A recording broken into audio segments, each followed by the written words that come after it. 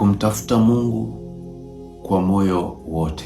Neno la Mungu linasema watanitafuta kwa moyo wao wote nao wataniona.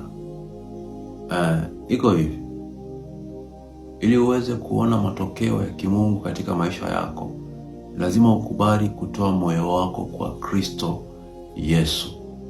Mungu hahitaji kuwa na watu ambao ni vuguvugu upo sehemu mbili. Anachohitaji ni kujitoa kwake kikamilifu. Sasa Wakristo wa leo tumekuwa ni vuguvugu. Kwa Mungu tupo, lakini na kwa shetani tupo. Neno la Mungu linasema kwa kuwa vuguvugu, anasema atakutapika. Ni bora uwe baridi au moto, ndilo neno linavyotuelekeza. Sasa rafiki yangu, pengine unayenitazama hapo ni vuguvugu. Umekuwa ukipenda mambo ya dunia na unaonekana kwamba wewe umempokea Yesu, lakini umekuwa ukiyafuata ya dunia.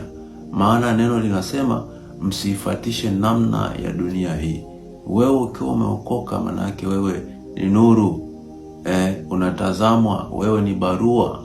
Sasa Mungu anasema atakutapika. Ikiwa uko katika sekta ya uvuguvugu, Mungu anasema atakutapika, hautafaa tena.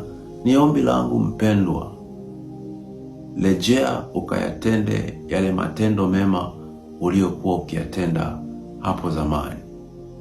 Mtafute Mungu, achana na habari ya kufatisha mambo ya dunia. Kama gotini pa Mungu, jifunze naye atakutumia kwa viwango vikubwa zaidi.